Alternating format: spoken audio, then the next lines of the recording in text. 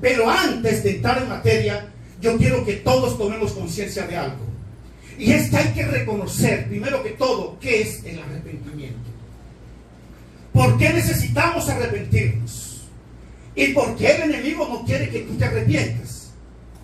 Ahora bien, una de las cosas que les quiero decir es que arrepentimiento no es decir, lo siento, discúlpame. Eso no es arrepentimiento. Arrepentimiento es cuando estamos contritos. Arrepentimiento es cuando estamos afligidos o estamos apenados por algo que hicimos que no debíamos hacer. Eso genera un arrepentimiento. Y entonces, esas actitudes nos llevan a que nosotros tengamos cierto tormento en el corazón. Muchas veces nosotros hacemos cosas de las que nos arrepentimos y nos duele en el alma. Cuando tratamos mal a alguien, cuando ofendemos a alguien sin haber una razón, luego nos arrepentimos de haberlo hecho y eso nos duele. Ahí es donde está el arrepentimiento, cuando decimos no lo vuelvo a hacer. Pero ¿qué pasa? Que muchas veces nosotros estamos tomando las cosas por el otro lado. Y por eso hoy quiero hablarles del arrepentimiento. Y yo, más allá de hablarles del arrepentimiento, lo que más quiero es que nosotros nos hagamos un pequeño análisis. Que nosotros nos evaluemos. Porque de algo estoy seguro, iglesia. Todos nosotros, sin excepción de nadie, tenemos algo de que arrepentirnos. Amén. Todos. Entonces, vamos a observar algo muy importante sobre este tema del arrepentimiento. Y lo primero es decirles que el arrepentimiento, vamos a ubicarnos en Mateo 3:7. Vamos a ubicarnos ahí para dar inicio. Mateo capítulo 3, versículo 7. Y aquí vamos a mirar las recomendaciones de acuerdo a las Escrituras. Mateo 3, 7.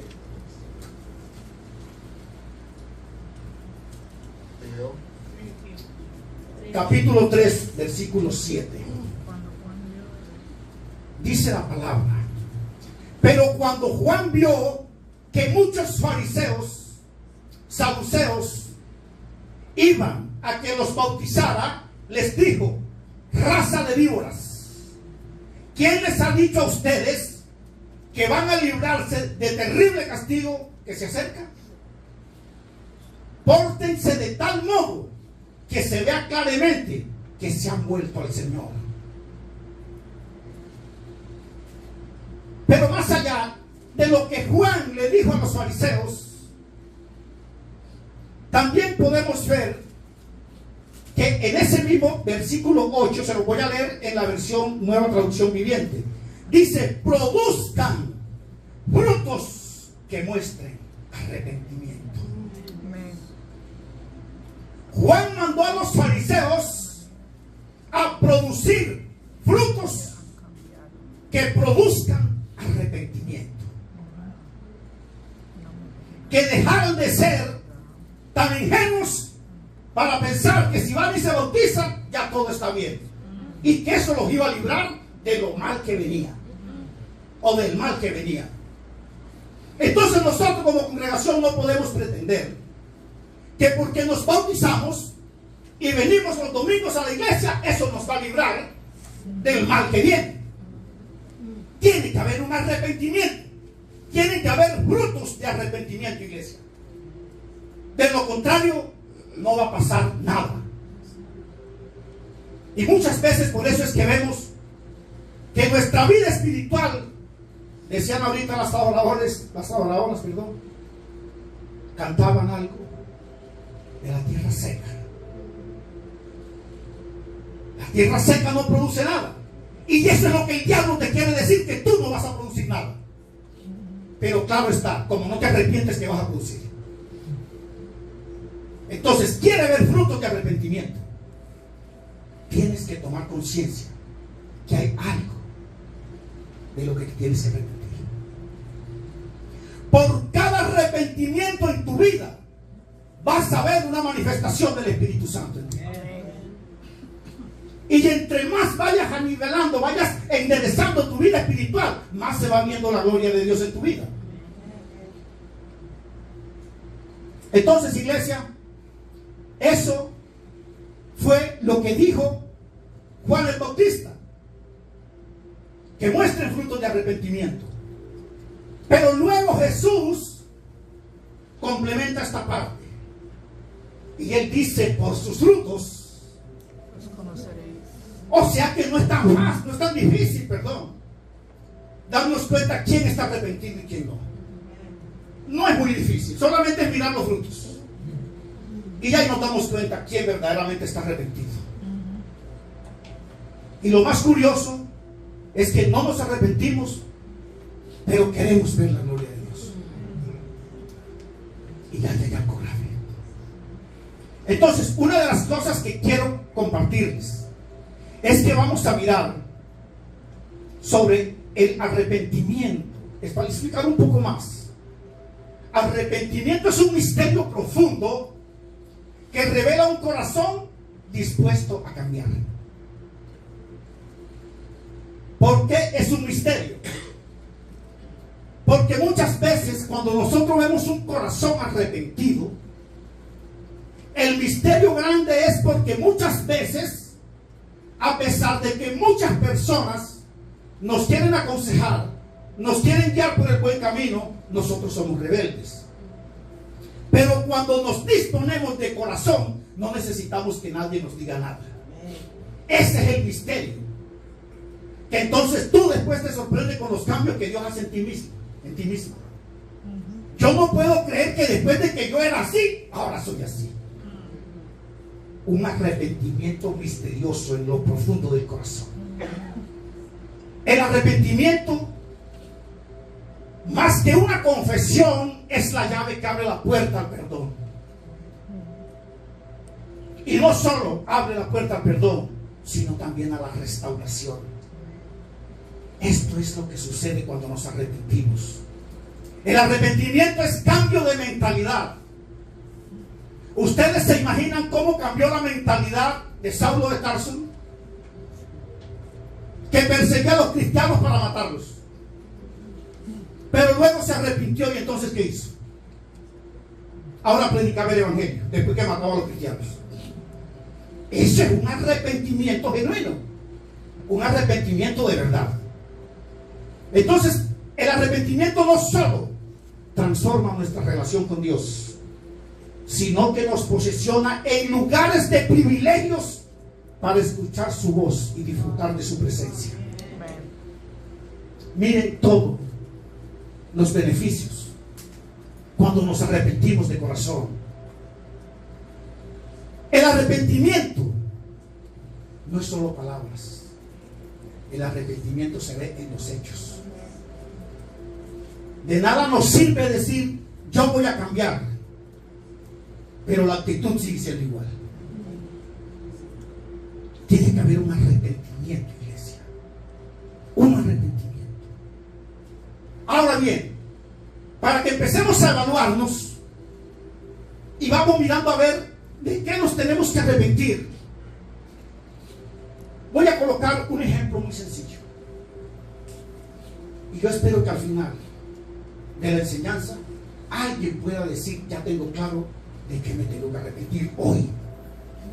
No tienes que cambiar 100%. Una cosita que te arrepientas hoy va a ser un efecto extraordinario en tu vida como cristiano. Y entonces vemos la actitud que tuvo este joven Caín. Resulta ser que Caín, después de matar a su hermano, Dios se le presentó y le preguntó. Ubíquese en Génesis 4, porque quiero que vayamos al pie de la Biblia. Yo sé que muchos han leído esto, pero es bueno repasarlo. En Génesis 4, versículo 9, dice la palabra: entonces el Señor le preguntó a Caín: ¿dónde está tu hermano? Y Caín contestó: no lo sé. ¿Acaso es mi obligación cuidar de él? ¿Y saben algo? Cuando Dios se acerca a Caín, le estaba dando la oportunidad que se arrepintiera. Pero él, muy prepotente, lo que dijo fue: no lo sé, sabiendo que lo acababa de matar. Y es tan prepotente que entonces dice: ¿acaso es mi obligación cuidar de él? Iglesia, esto lo vemos en la historia de Caín. Pero ¿saben algo? Que hoy sigue pasando lo mismo en el pueblo de Dios. Amén. Y no estoy hablando de la primera iglesia bautista, estoy hablando a nivel mundial. Hay personas que se les da la oportunidad para que se arrepientan, para que confiesen su pecado, y prefieren enojarse. Y esto trae graves consecuencias. Y vamos a ser realistas. Algunos de nosotros, o puedo decir que todos nosotros, en algún momento de nuestra vida nos ha molestado cuando nos quieren corregir. Porque a mí me pasó. Cuando inicié en el evangelio, cosa que a mí me daba piedra, era que un hermano, un líder, un pastor me viniera a corregir.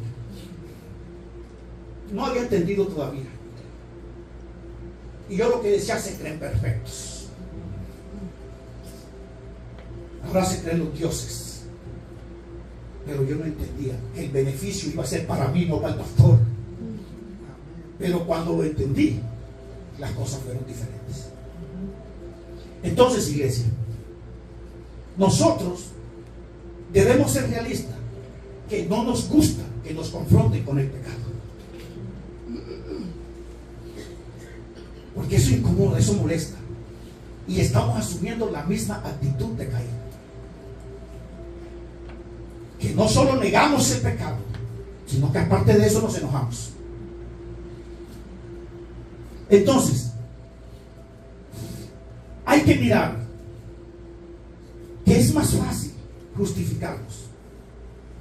Y cuando hablo de justificarnos, para nosotros es más fácil buscar culpables que reconocer que nos equivocamos. Es más fácil buscar culpables que arrepentirnos de lo que hicimos. Y entonces llega un señor por allá en la costa norte de Colombia, trabajaba con un carromoto, y resulta que un pasajero le pidió un servicio, y cuando le fue a pagar no tenía la plata completa, le faltaron 5,000 pesos. El hombre del carromoto, sin ningún problema, sacó un puñal y mató al pasajero por los 5,000 pesos que le faltaban. Pero cuando está en manos de las autoridades, él no reconoce que cometió un delito. Él dice: ¿quién lo manda a no ser serio y pagar la carrera completa? No se arrepintió, se justificó. Ya el delito estaba y ahora la consecuencia viene. Y así mismo nosotros, cuando cometemos errores y pecamos ante Dios, es más fácil buscar culpable. Echarle la culpa a algo, a alguien, para nosotros quedar bien. Como si eso fuera servir en el tribunal de Cristo. Y entonces, y esto sigue pasando. Y yo les quiero decir una de las cosas, mis amados hermanos,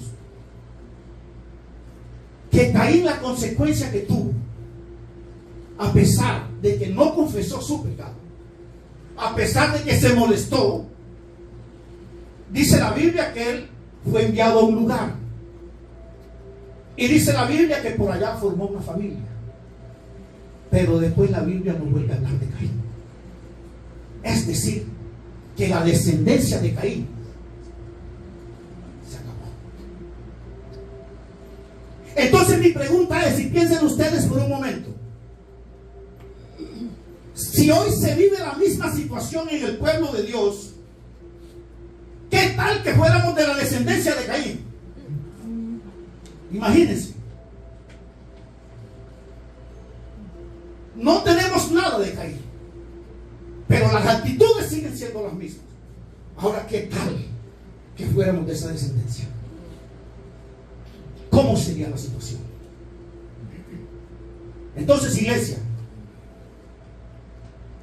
la Biblia nos dice muy claro todas estas cosas. Ahora quiero hacer énfasis para no dejar ninguna duda ni un malentendido. Nuestra descendencia viene de Set, el tercer hijo de Adán. Porque Abel murió, Caín desapareció, y de su tercer hijo Set es que viene nuestra descendencia. Ahora, en la 9ª generación de Adán y la 8ª generación de Set fue donde llegó la época del diluvio. Y ya ahí fue la época de Noé. Y ustedes saben que después del diluvio, sobre la faz de la tierra solo quedó la familia de Noé. Es decir, Dios arrasó con todo lo que había. ¿Por qué? Por la desobediencia. Porque la gente no se quería arrepentir. Noé fue el único loco que le creyó, construyó el arca y salvó a él y su familia. Entonces, vamos a hablarles de otro personaje que no se arrepintió y teniendo todas las oportunidades para hacerlo, y fue Judas Iscariote. Judas tuvo la oportunidad más clara que cualquier ser humano en esa época, porque anduvo con el maestro, dormía con el maestro, comía con el maestro, veía los milagros que hacía Jesús, y este cabezón no se arrepintió.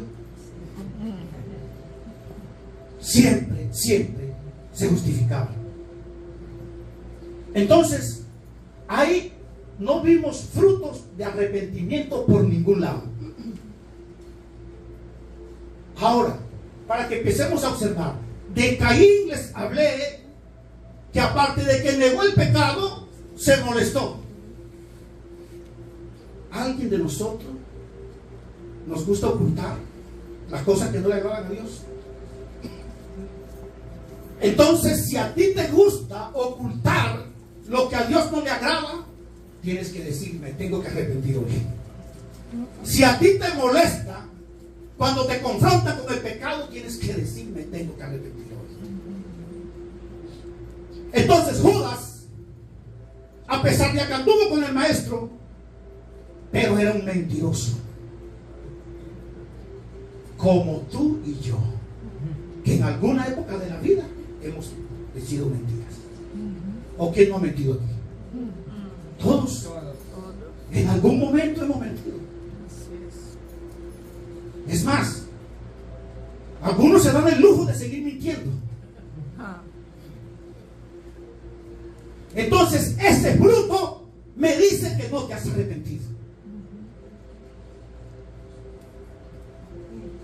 Y si seguimos mirando la situación para avanzar,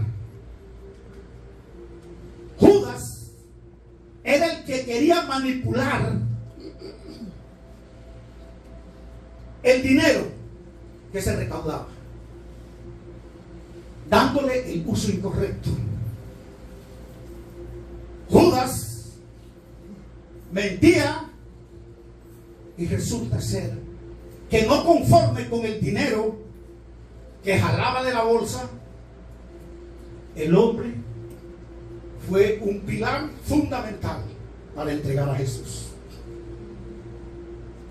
No fue conforme con todo el dinero que robó, sino que ahora vendió a Jesús por 30 monedas de plata. Su mirada estaba en el dinero. Su visión era el dinero. Entonces, cuando nosotros miramos todas estas cosas, tenemos que reflexionar y decir que si alguien dice caminar con Jesús y su mirada está puesta en el dinero, se tiene que arrepentir. Amén. Porque si le estamos sirviendo a un Dios poderoso, a un Dios que provee, tenemos que creer que Él va a proveer lo que necesitamos. Pero con las finanzas de Dios hay que ser muy correctos, porque si no, esto trae graves consecuencias. Y Judas, ustedes saben cómo fue el final de él. Vamos a Mateo 27 rápidamente, para que miremos la consecuencia de su mentira y la consecuencia de tomar el dinero que cargaba en la bolsa. Mateo 27 verso 4. Vamos a irnos ahí para no alargar tanto el tema.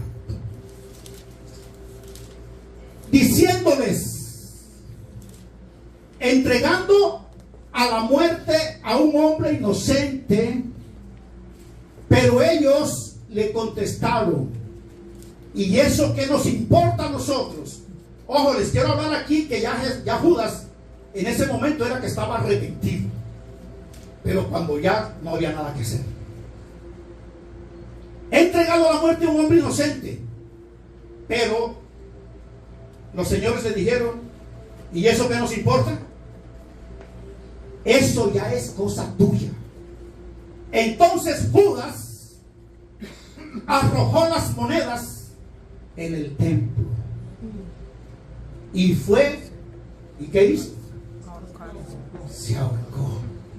¿De qué le sirvió todo lo que había hecho? Al suicidio. Imagínense, iglesia, vamos a imaginar por un momento que cuando ya no hay nada que hacer, tú te quieres arrepentir.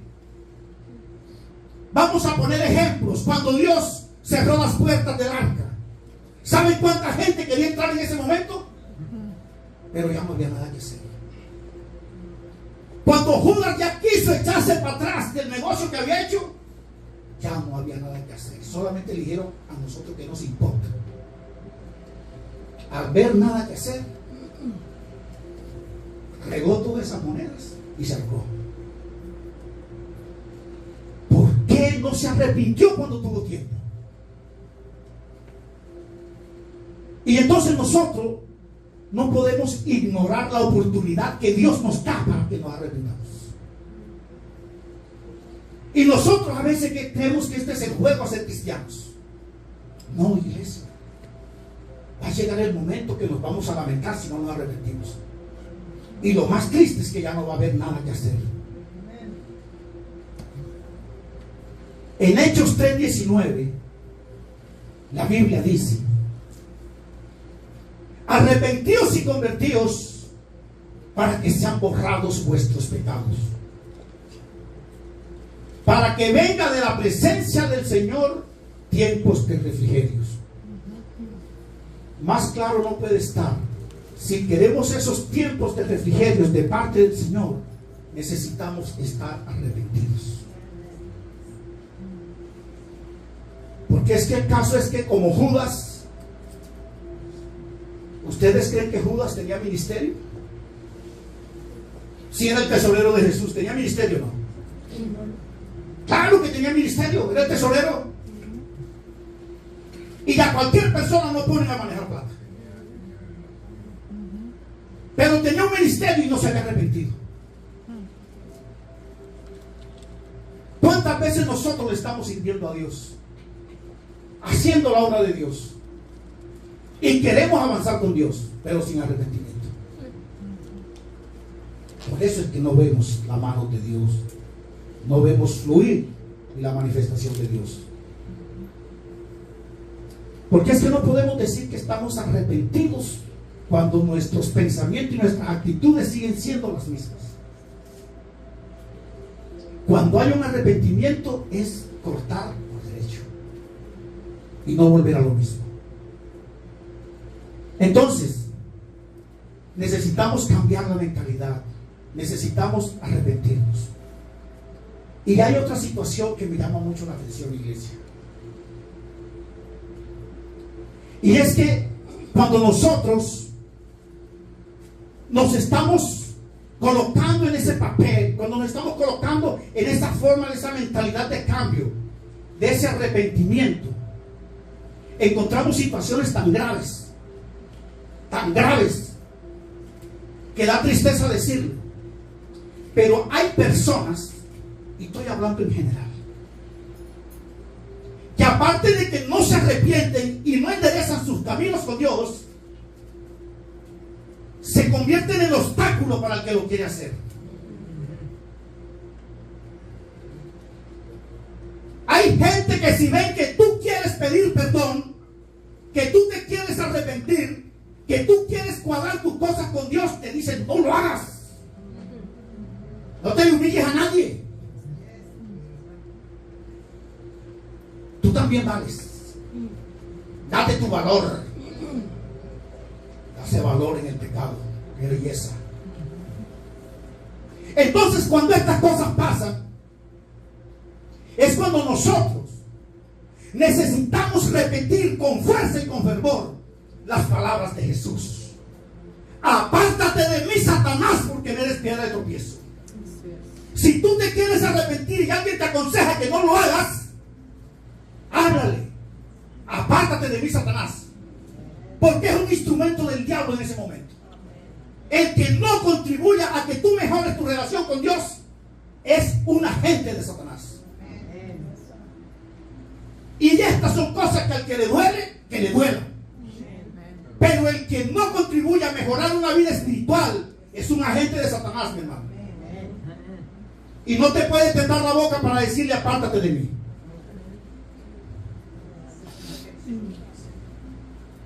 Ahora, ¿qué pasa? ¿Qué hay que entender? Y es que nosotros no vamos a aborrecer a la persona. Vamos a reprender ese espíritu que el diablo tiene en él. Porque Pedro era uno de los que estaba fieles con Jesús, pero el diablo aprovechó el momento para hablarle a Jesús a través de Pedro. Entonces, cuando nosotros vemos estas cosas, si verdaderamente nos queremos arrepentir, si nos toca quedarnos sin amigos, nos quedamos sin amigos. Pero tenemos el amigo más poderoso que se llama Jesús. Pero ¿para qué estar rodeado de personas que no te ayudan a mejorar tu vida con Dios? Yo siempre he dicho: hay que amarlos, hay que respetarlos, hay que evangelizarles, pero no dejarnos influenciar de ellos. Entonces, hay otra etapa del arrepentimiento, y es que, por ejemplo, cuando hablo de que la gente no se arrepiente de corazón, entonces hoy llegan, lloran, gritan, patalean y dicen que se arrepienten y que no lo vuelven a hacer, pero al rato están haciendo lo mismo. Ese arrepentimiento no es genuino, porque era lo mismo que hacía el pueblo de Israel. Cuando Dios los sacó de Egipto, cuando estaban pasando los momentos más duros, se arrepentían y prometían servirle a Dios y no volverse a apartar de él. Y Dios les daba la oportunidad, pero luego que ya se pasaba todo, volvían a lo mismo, al punto que construyeron un becerro de oro para adorarlo. ¿Había arrepentimiento ahí? No. Y si a eso vamos a encontrar muchos ejemplos en la Biblia del falso arrepentimiento. El arrepentimiento tiene que cambiar nuestra forma de pensar. Y entonces nosotros, si vamos a mirar un arrepentimiento genuino, un arrepentimiento de verdad, podemos ver el ejemplo del hijo pródigo. Este joven, después de haber hecho todo lo que hizo, cuando se vio en lo más bajo de ese momento, él dijo: iré a mi padre. Pero no solo fueron palabras, él fue. Y cuando llegó al padre, le dijo: Padre, he pecado contra Dios y contra ti. Se arrepintió. Y después de haberse arrepentido, él fue con el objetivo de ser uno más de los jornaleros de su padre. Pero el arrepentimiento hace que el Padre nuevamente te coloque las investiduras como hijo y te coloca en el lugar que te mereces. Si tú te arrepientes ante Dios, no te va a tener como un jornalero cualquiera. Dios te va a colocar tu investidura y te pondrá en lugares de privilegio. Pero tiene que haber un arrepentimiento. Pedro negó a Jesús. Yo siempre les he dicho a ustedes: ¿qué duele más? ¿Que te traicione o que te niegue? Las dos cosas duelen. Judas lo traicionó, Pedro lo negó, pero Pedro fue el sucesor de Jesús y Judas actuó. ¿Qué hizo la diferencia? El arrepentimiento. Porque Pedro se arrepintió. Tanto fue el arrepentimiento de Pedro que él empezó a seguir al maestro. Y no solo lo siguió, sino que fue el sucesor de Jesús. Tiene que haber un arrepentimiento muy grande para que después de negarlo ahora sea su sucesor. Entonces nosotros no tenemos ni idea de lo que Dios nos puede dar si nos arrepentimos de corazón. Y voy a terminar diciéndoles sobre otro arrepentimiento. Llega el arrepentimiento de Saulo de Tarso.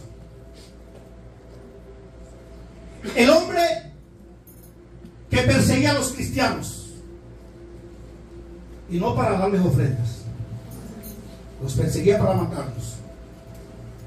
Pero en el momento que Dios le hace el llamado, Saulo de Tarso se arrepiente. Y su arrepentimiento fue tan grande que este hombre, después de perseguir a los cristianos, comenzó a predicar el evangelio. Pero no solo eso, sino que Pablo predicaba el evangelio y ahora es el que deja más cartas escritas en la Escritura. Amén. Después de perseguir a los cristianos, Saulo de Tarso escribió 14 cartas que están en el Nuevo Testamento. ¿Hubo ahí un arrepentimiento o no? Eso es lo que hace el arrepentimiento genuino. El arrepentimiento genuino es el que voltea la torta, mi hermano. El que convierte a un sicario en un predicador de la palabra de Dios. El arrepentimiento genuino es el que trae una prostituta a la iglesia y la convierte en una pastora, en una profeta. El arrepentimiento genuino es el que hace que un joven abandone las armas y agarre la Biblia. Ese es el arrepentimiento genuino. Ahora, cuando les hablo del falso arrepentimiento, de que hoy me arrepiento y mañana sigo haciendo lo mismo, ¿saben algo? Ubíquense en la Biblia. Vamos a mirar Proverbios 26, verso 11. Proverbio 26, verso 11. Yo quiero que alguien que lo encuentre rápido me colabore y me lea este verso. El perro vuelve a su vómito y el necio a su necedad. ¿Escucharon allá al fondo? El que coge el arrepentimiento de fuego, que hoy me arrepiento y mañana sigo haciendo lo mismo. La Biblia dice en Proverbios 26, 11, que es como perro que vuelve a su vómito. Así es el necio que vuelve a su necedad. Entonces, mis amados hermanos, no juguemos a ser cristianos. Rey David, después de pecar con Betsabé, se arrepintió. A él le dolió en su corazón. Y él dijo por allá en un salmo que Dios no rechaza un corazón quebrantado. Si el arrepentimiento o el pecado nos duele tanto que nos lleve a llorar ante la presencia de Dios de dolor, y nos presentamos con un corazón humillado ante Dios, Dios es fiel y Dios perdona. Pero cuando lo justificamos, solo viene la horca. La pregunta es, de nosotros dependen muchas cosas en nuestras generaciones. ¿Qué queremos para nuestra generación? ¿Qué queremos para los que siguen? ¿Cómo queremos que nos vean? ¿Como alguien que fue cristiano de verdad, que se transformó en el evangelio, o como alguien que jugó a ser cristiano? Lo único que yo les puedo decir, iglesia, que ya a estas alturas todos debemos de estar conscientes de qué me tengo que arrepentir hoy. ¿De qué? ¿De las mentiras piadosas? ¿De qué me tengo que arrepentir hoy? Y les voy a decir algo por experiencias vividas. Yo he sido una persona que una de las cosas que a mí me dio duro y no me podía hacer a la idea, en mi caso, era el diezmo. Yo era de los que me justificaba para no diezmar. Siempre decía, pero es que si quedo corto, pero es que si no me alcanza la plata. Pero un día yo escuché una enseñanza de arrepentimiento y yo dije, me tengo que arrepentir de esto, porque al fin y al cabo las consecuencias las estoy viviendo soy yo.